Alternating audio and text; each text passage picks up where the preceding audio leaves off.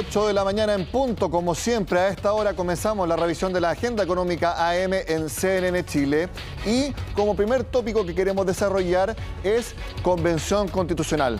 Porque se aprobó ya, y para que sea discutido y pueda ser votado por los chilenos en el plebiscito de salida, que Chile sea un Estado regional. ¿Qué quiere decir eso? Que regiones o zonas específicas tengan distintas formas de autonomía, de administración, incluso también de definición de impuestos. Y la pregunta que nos hacemos acá en el programa es: ¿cómo podría ser el desarrollo de la economía de las regiones si tienen ese nivel de autonomía? El debate y la deliberación se extendieron hasta la madrugada. Luego de más de 90 intervenciones, el Pleno de la Convención finalmente aprobó 28 de los 36 artículos de la Comisión de Formas de Estado que, según una mayoría de convencionales, avanzan en mayor descentralización. Se trata más bien de una experiencia original chilena que toma insumos de distintos otros escenarios para pensar nuestras regiones con un traspaso de competencias de poder radical respecto a la situación anterior. Los constituyentes aprobaron que Chile sea un Estado regional, plurinacional e intercultural, conformado por entidades territoriales autónomas, todas ellas dotadas de autonomía política, administrativa y financiera. Aumentará la desigualdad porque concentrará la riqueza en las regiones más prósperas, dejando en el abandono a las regiones más pobres. Dentro del articulado que se aprobó se establecen definiciones generales de las competencias de cada región, entre ellas el desarrollo social, productivo y económico y la posibilidad de establecer sus propias contribuciones, tasas y beneficios tributarios. Creo que es muy importante también reconocer que este centralismo ha abandonado a las regiones desde donde provenimos. Las regiones necesitan poder tener sus propios recursos. Los expertos sostienen que la recaudación de cada región dependerá del diseño tributario que se implemente. Podría haber uno nacional con distribución solidaria como el Fondo de Municipalidades o uno que dependa de la zona, algo que podría contradecirse entre sí. Los impuestos regionales, en todo caso, no son nuevos. Ya existen beneficios tributarios diferenciados como las zonas francas de Iquique y Punta Arenas. Estos principios hasta cierto punto se contradicen, ¿no es cierto? Porque finalmente la competencia regional junto con este principio de autonomía pareciera limitar un poco lo que a veces se conoce como la competencia fiscal entre los estados. El desarrollo productivo de cada región dependerá del área que se potencia en ella. Así, por ejemplo, regiones como Antofagasta se enfocarían en minería, mientras que otras como Maule podrían hacerlo potenciando su sector agrícola. Estando más cerca de las necesidades concretas, se puede recoger de mejor manera la necesidad. Y por lo tanto se pueden hacer políticas de desarrollo mejor focalizadas hacia las necesidades concretas y las ventajas concretas de cada región. Uno de los efectos que tendría implementar regiones autónomas es que podría aumentar el gasto fiscal, ya que dependiendo del diseño significaría que cada región cree un nuevo sistema administrativo con nuevas figuras, necesidades de trabajadores y recursos asociados. Probablemente sí, mayor gasto fiscal en la región. No necesariamente mayor gasto fiscal a nivel país. Ahora, la Comisión de Formas de Estado revisará nuevamente los 8 artículos rechazados en el Pleno, dentro de los que se encuentra la creación de asambleas legislativas y sus atribuciones. Estas también incluyen coordinación tributaria y presupuestaria. Más adelante en Agenda Económica estaremos conversando con una convencional que participó en el diseño de la propuesta para que sigamos entendiendo el tema. Seguimos hablando de la convención porque distintos sectores políticos han ingresado propuestas para crear una Agencia Nacional de Aguas que está suscitando mucho apoyo. Fueron 3 las propuestas que se recibieron este jueves, una del colectivo socialista, otra de Chile Vamos y una de los movimientos sociales constituyentes. Todas ellas son similares en cuanto proponen la creación de un órgano autónomo que concentre las competencias y facultades en la materia. Los distintos textos comparten también el diagnóstico de que actualmente existe un desorden institucional, donde incluso citan un informe del Banco Mundial de 2013 que destacó que en Chile había más de 100 funciones vinculadas con el agua repartidas en 43 actores institucionales. Por otro lado, entre las funciones principales estaría, por ejemplo, que haya distintas regulaciones y ¿quiénes han manifestado apoyo al momento? La Sociedad Nacional de Agricultura, Fedefruta, quienes expusieron al respecto y que están a favor de avanzar en estas propuestas que, al igual que las normas del Banco Central, deben ser votadas en la Comisión de Sistema de Justicia y Organismos Autónomos.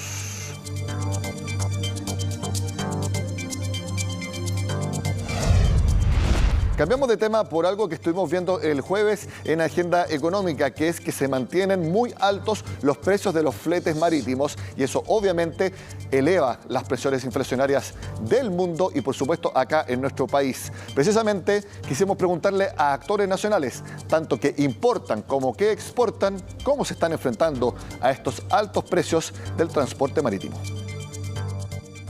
Este es un tema de permanente preocupación para nuestro gremio, que se agudizó a raíz de la pandemia, la falta de contenedores y la menor cantidad de naves que hoy día operan hacia nuestro país.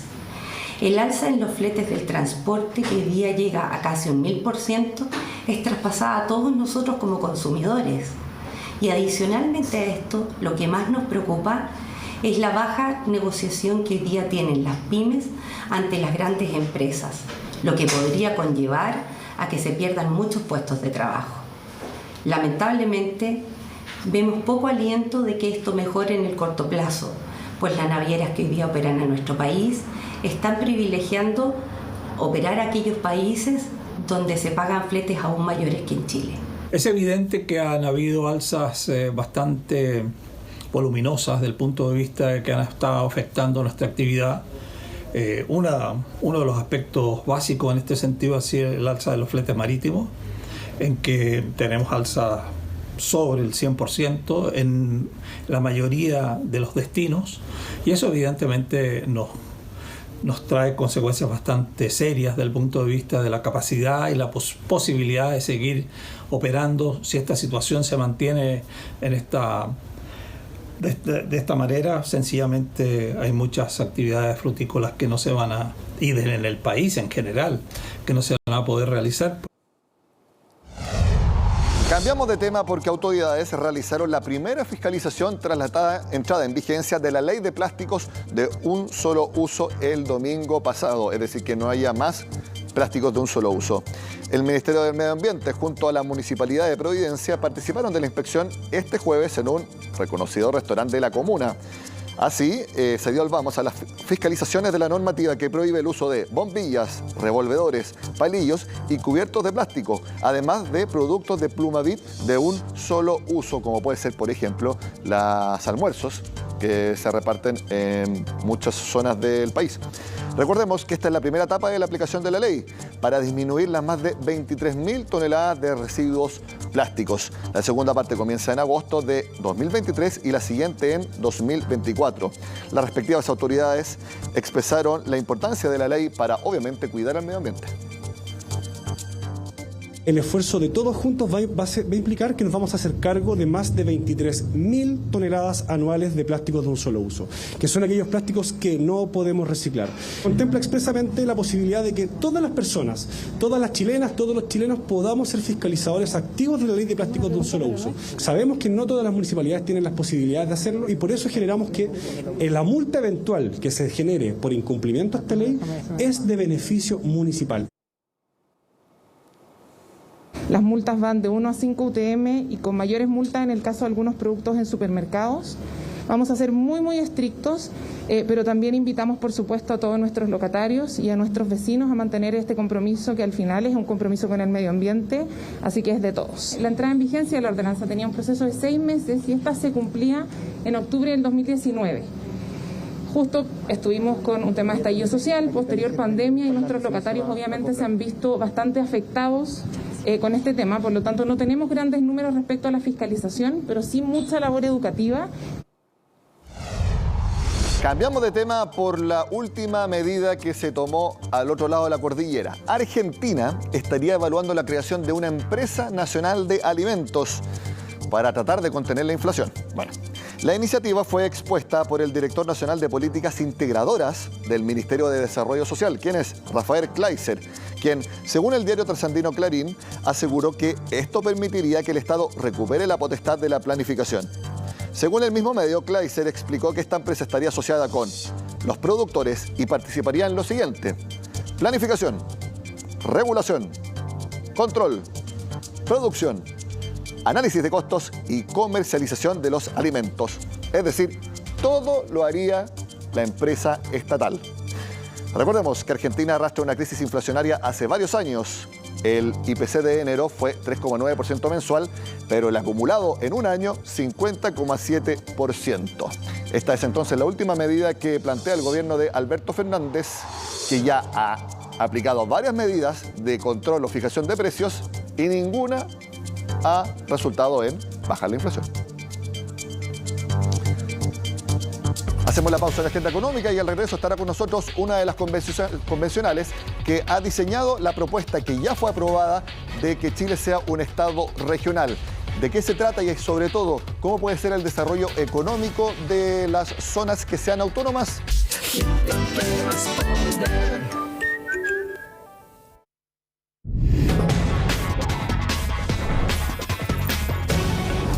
Sé que antes de la pausa les prometí que íbamos a hablar con una convencional que fue de las impulsoras de la propuesta que ya fue votada y aprobada de que Chile sea un Estado regional. Y le mandamos la invitación, estamos esperando que nos responda para poder conversar con ella. Mientras tanto, vamos a ver otras informaciones, porque seguramente todos vieron cómo subió el precio de los limones el año pasado. Subió muy fuertemente, cerca de 35%. ¿A qué se debe este fenómeno? Lo vemos a continuación. Carísimo, subió demasiado. Demasiado. Estoy comprando este limón, no, porque está muy caro. De que sí, el limón fue harto. Subió así como de una semana para otra. Puede que usted también lo haya notado, sobre todo si es consumidor habitual de ensaladas, micheladas, ceviche o pisco sour. El precio del limón se elevó las últimas semanas y estos carteles lo demuestran. Acá por lo menos el que encontramos más accesible, a 1.300 el kilo. 1.300. ¿Y en otros lados a cuánto lo había visto? 1.500, 1.800. ¿Y usted es buena para el limón? Sí. ¿Sí? Se hace de repente mucha michelada. La gente es típico de una ensalada, una lechuga, todo, se le pone el limoncito, el atún.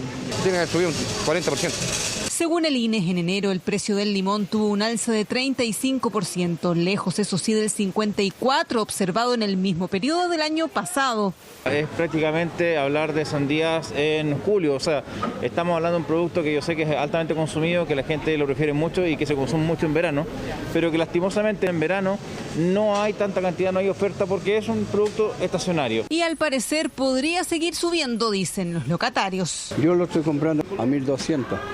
Pero hoy día el mismo caballero que le compré el vino me dijo que mañana ya venía a 1.400. Mañana yo voy a tener a 1.700. ¿Y a cuánto lo veíamos hace un tiempo atrás? Unos 800, 600, 700 pesos el kilo. ¿En qué fecha más o menos va a empezar a bajar? Ya, tío, eso me llamo, marzo. En marzo empieza a bajar ya el limón. Es lo que esperan restaurantes como el Ají Amarillo, donde el limón es fundamental en la carta. No solo por el tradicional ceviche peruano, sino porque elaboran su propio pisco sour. Si antes pagaban por la malla de este cítrico 5.000 pesos, esa cifra subió a 16.000. A pesar de eso, no han querido traspasar el costo al consumidor. ¿Chileno en general es bueno para las comidas con limón? Un ceviche que ya tiene incorporado limón y nos piden más limón. Recién hablamos de sucedáneo, ¿no lo ocupan? Nada, no lo utilizamos precisamente porque no tiene el mismo sabor. Muchas veces nos dicen, no, vinimos de otro restaurante que usan un limón que nada que ver, pero acá solo natural. ¿Y usted es de los que compra el sucedáneo cuando los limones están caros? No es lo mismo, el limón siempre es esencial en la vida. No lo ocupo. Y de hecho cuando ocupo de este yo saco harto y guardo. Tengo sucedáneo en el almacén. Ahora llevo también porque... ¿Y la gente igual lo lleva? Se lo lleva. Claro que los precios de limones en Chile están lejos de parecerse a los de México. En ese país hay toda una polémica luego de que su valor casi se triplicara. Allá un kilo de este cítrico vale lo mismo que un kilo de carne. Sí impacta de alguna manera porque pues la gente no lo quiere pagar por lo mismo que está caro. El público en general lleva de un cuarto, de medio kilo para que les alcance. Eso sí, las razones en México, en donde prácticamente a todo le añaden limón, son variadas. Ellos son mucho más consumidores de limones, per cápita que nosotros. Falta mano de obra. Han tenido efectivamente también caídas de producción. Y se ha agregado un elemento que es lo que introdujo justamente el debate público. Narcoproductores les cobran peaje a los limoneros. Diferentes razones, pero efectos similares. Los precios de los limones están al alza y en general los consumidores optan por no reemplazarlos.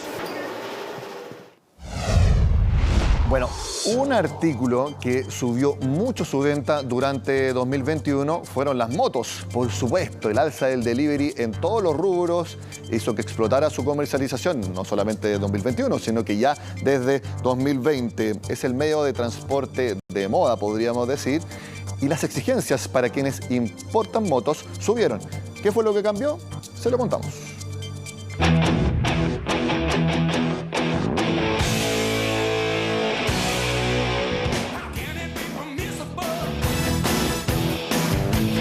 Atención conductores de motocicletas o aspirantes a hacerlo, porque un nuevo decreto aumentará la exigencia a la hora de subirse a uno de estos modelos.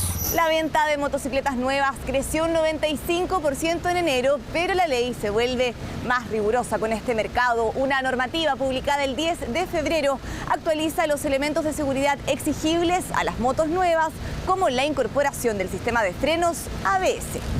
Pero ¿sabe usted qué es el sistema de frenos ABS? Si no lo tiene claro, tendrá que incorporar este conocimiento rápidamente, porque esta tecnología será exigida a los importadores de motocicletas nuevas. Solo así podrán comercializarse. Básicamente evita que las ruedas se bloqueen. La rueda, al estar bloqueada, resta maniobrabilidad, por lo que sí, frena, pero cuando eso sucede, el vehículo se arrastra. Y con eso puedes atropellar a alguien, o te puedes caer, o puedes chocar con un auto, con algún objeto que haya delante de uno. En el caso del ABS, lo que hace justamente va soltando y frenando al mismo tiempo cuando detecta el sistema que la rueda está bloqueada. Entonces impide, son milisegundos, esto ocurre muy rápido. Lo que da mayor estabilidad al conductor al momento de frenar, es decir, la moto frena en forma anticipada. ¿Quiénes se interesan por motos? ¿Conocen el sistema de frenos de una moto? La gente que parte con motos chicas no tiene mucho conocimiento. Una vez que ya la gente va teniendo la práctica y su moto en casa, ya empieza a hacerse una cultura de lo que es la motocicleta. Uno parte con moto con freno de tambor, después vienen las motos con frenos de disco y después ya viene siendo la moto con freno de disco y ABS. Esta es una moto con freno ABS, este es un freno de disco y este es uno de tambor. Generalmente, señalan los expertos, en el mercado de las motocicletas nuevas de mayor cilindrada encontraremos fácilmente la tecnología ABS incorporada en el sistema de frenos. Cualquier motocicleta que tenga ABS tiene que tener este disco ranurado. Cualquiera. Se fijan, aquí hay un cable. Esto es un sensor óptico. El disco con ranura y el sensor óptico. Pruebas irrefutables de que está frente a un sistema ABS. Ya. Cuando no tenemos ABS... Bien, interrumpimos la nota porque ya está conectada con nosotros la convencional de Revolución Democrática, Amaya Alves, que es una de las que está impulsando el proyecto, o que ya fue aprobado, de que Chile sea un estado regional. Convencional, gracias por estar en Agenda Económica. Hola, muy buenos días. Muchas gracias por la invitación. Gracias a usted por conectarse. Convencional, lo tenemos que entender de esa forma de que si se aprueba por la ciudadanía, de ahora en más, regiones y otras zonas del país efectivamente van a ser completamente autónomas del gobierno central. Lo que pasa es que la palabra autonomía tiene una significancia en el sentido de poder tomar decisiones, pero no implica la secesión, y eso se dice expresamente en el proyecto. Estamos hablando de un Estado, de un territorio que va a seguir siendo único e indivisible, y lo que sí va a existir, y nos alegra mucho, son entidades territoriales que van a dividir el ejercicio del poder político. Nos parece que es una manera más moderna de enfocar la división territorial del poder y avanzar desde un Estado unitario hacia un Estado regional.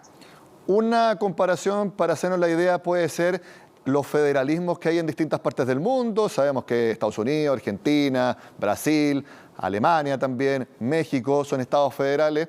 ¿Uno puede ver esos ejemplos para entender un poco a lo que apuntan con un estado regional? No, yo creo que eso sería un error. porque la forma jurídica de Estado regional admite distintas caracterizaciones. Evidentemente estas son caracterizaciones teóricas, que ninguna corresponde exactamente. Los modelos solo tienen concreción en el país en el cual se aplican. Nuestra propuesta no es la de un Estado federal, y eso es importante decirlo, porque la derecha lo ha señalado varias veces, un poco como para exhibir que iríamos hacia un modelo que tiene muchísimas mayores características, incluso la dictación de sus propias constituciones. Eso no es así, eso sería un error de la apreciación del proyecto que estamos formulando y que ya fue aprobado en general. Estamos postulando un Estado regional que mantiene una sola constitución para todo el país, un solo poder judicial, y lo que cambia es algo que ya tenemos, es un poder ejecutivo a nivel regional, que es el gobernador regional, acompañado, y aquí estaría en parte la novedad, de un órgano que puede llevar adelante, en el fondo, potestades normativas, llevar adelante políticas públicas regionales, ordenamiento territorial y así. Eso es lo que ustedes proponen como asamblea legislativa. Perdón, asamblea regional, a eso me refería. Sí, asamblea regional. La verdad es que estamos todavía en la construcción como particularizada, precisa, de los nombres y las atribuciones de los organismos locales, porque de hecho parte de las normas que se fueron enviadas de vuelta a la comisión temática es justamente la de las asambleas legislativas, porque sin duda alguna debemos perfeccionar en parte sus competencias, su integración, y debemos también dialogar con la comisión número 1 del sistema político. Una duda, en la propuesta que ustedes tienen, ¿cada zona, por ejemplo, podría determinar sus propios impuestos? No, la verdad es que no hemos entrado todavía a la propuesta fiscal. Sí tenemos una propuesta de descentralización fiscal, y recuerde que en materia de impuestos hay distintas clasificaciones, ¿no? No todos son iguales. Y entonces hay algunos que son tributos, hay otros que son impuestos, que son tasas, por ejemplo, que ya existen a nivel municipal. Entonces, sin duda alguna, tenemos que debatir en detalle cuál es nuestra propuesta fiscal. Tenemos una propuesta de descentralización fiscal, pero esa todavía no ha sido debatida ni siquiera en la comisión en general. Entonces es un poco prematuro. No, pero las propuestas que pueden tener, porque uno se puede visualizar que si una región tiene más autonomía y, por ejemplo, quisiera desarrollarse más, atraer más inversiones, podría decir, ¿saben qué? Bajemos los impuestos generales para que así las empresas tengan más incentivos para poder invertir acá. Eso podría darse. Entonces, por eso también la propuesta de ustedes... Sí, para eso podría darse. ¿Ya? Claro, eso podría darse incluso también dentro de las competencias de la región autónoma. Señalamos que las regiones pueden realizar, por ejemplo, convenios o regulaciones en el marco general. Esto siempre está pensado en un marco general, pero que puedan precisar algunos detalles con relevancia territorial, en materia incluso de vínculo con organismos internacionales o con otros estados. Eso se denomina paradiplomacia y está contemplado en la propuesta. Pero efectivamente estamos pensando que hay territorios que pueden, por ejemplo, querer establecer una tasa para resguardar el medio ambiente, porque son zonas especialmente relevantes, como refugios climáticos. Puede ser relevante también para efectos turísticos, que se quiera establecer una tasa específica, y sí, eso nos parece correcto y nos parece deseable. Ahora bien, pueden haber también regiones que tengan ingresos altísimos, no sé, zonas como el cobre, la segunda región u otro, y en ese sentido tenemos mecanismos de igualación, porque evidentemente uno de los grandes principios que aquí se ha aprobado es la solidaridad. Queremos buscar la equidad territorial, y para eso claro que tienen que haber mecanismos que la impulsen. Exacto, porque una de las cosas también que se ha comentado es qué pasa si, por ejemplo, la región metropolitana es autónoma y decide sus propias reglas, su propio desarrollo, sus propias tasas, y sabemos que la mayoría de inversión que hay en el país es en la región metropolitana, versus otras regiones donde hay poca inversión. La Araucanía, estoy pensando quizás en O'Higgins, estoy pensando quizás en el Maule, y muchos dicen, si son cada una autónoma, una que concentra gran parte de la inversión como la metropolitana se puede disparar en desarrollo, mientras que otra que no concentra tanto puede ser aún más problemático de lo que es ahora. Sí, pero seguimos siendo un territorio único e indivisible, y por tanto van a haber muchas de esas políticas y decisiones, sobre todo en la implementación del catálogo de derechos fundamentales, que se va a hacer desde el Estado, podríamos denominarlo central. O sea, van a haber una serie de decisiones de política pública y de normas que van a venir implementadas desde el centro para todo el país, justamente para permitir esa igualdad, por ejemplo, en el catálogo de derechos fundamentales. Pero por otro lado, los territorios, específicamente usted nombra muchos de ellos, también habría que decir que hay un proceso, que no es el que vamos a hacer ahora, porque no nos corresponde ni existe el tiempo para ello, en que las regiones van a tener que redefinirse sobre la base de criterios históricos, sociales, culturales, económicos, geográficos. También tenemos que estar abiertos a ello. No necesariamente van a ser las mismas regiones que conocemos hoy día, a lo mejor van a ser menos. Yo creo que ahí hay que estar abierto a un proceso que es posterior a este proceso constituyente y que involucra a las regiones, a los territorios, a sus habitantes. Yo diría que con participación popular, sin duda alguna. ¿Y ustedes están pensando en regiones que quizás sean más grandes? Me acuerdo que el expresidente Ricardo Lagos propuso que hubiera grandes macrozonas, que hubiera menos regiones, incluso también para disminuir la burocracia estatal. ¿Eso están pensando, que haya menos regiones o que hayan más regiones o que incluso no se llamen regiones y puedan ser distintas zonas? Porque se ha hablado mucho de la autonomía de los pueblos originarios. ¿Pueden haber pueblos originarios que tengan su propia zona? Voy a contestar, son dos preguntas distintas. La primera, efectivamente, yo no me atrevería a decirlo. Yo vería con buenos ojos que buscáramos la unión con zonas y territorios con los cuales compartimos una historia común, una identidad, pero no me atrevería a predeterminar si estamos hablando de más o menos. Lo que sí digo, y esto es muy importante para quienes nos escuchan, es que estimamos que esto excede el proceso constituyente. O sea, que hay decisiones relevantes que tienen que ver con los territorios, pero en los cuales deben participar quienes lo habitan. Y nosotros en este año que tenemos para construir la propuesta no vamos a ingresar en ese proceso específico.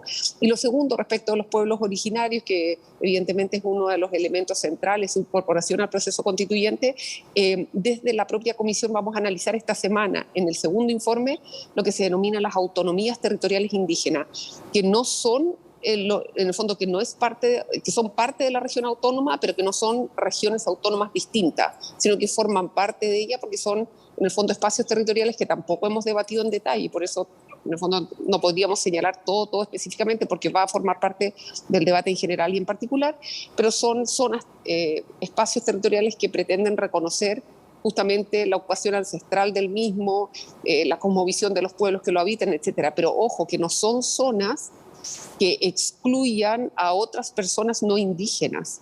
Por ejemplo, pensemos en Rapa Nui. En Rapa Nui tendrá el reconocimiento como en el fondo la autonomía territorial indígena del pueblo Rapa Nui, pero evidentemente otras personas pueden vivir ahí, lo pueden visitar dentro de ciertas normas, específicamente en el caso de Rapa Nui hay norma especial por su condición insular y aislada, hay una condición especial, ¿no es cierto?, de quienes pueden habitar ese territorio, por cuánto tiempo, pero eso es un poco el sentido para ejemplificar. Amaya Alves, convencional de Revolución Democrática, muchas gracias por estar en Agenda Económica, que tenga un buen viernes. Sí, muchas gracias a ustedes y ojalá que la votación en particular hoy día nos deje al Estado Regional Autonómico en la nueva Constitución. De esta forma terminamos la Agenda Económica AM de este viernes. Ahora viene Conexión Global.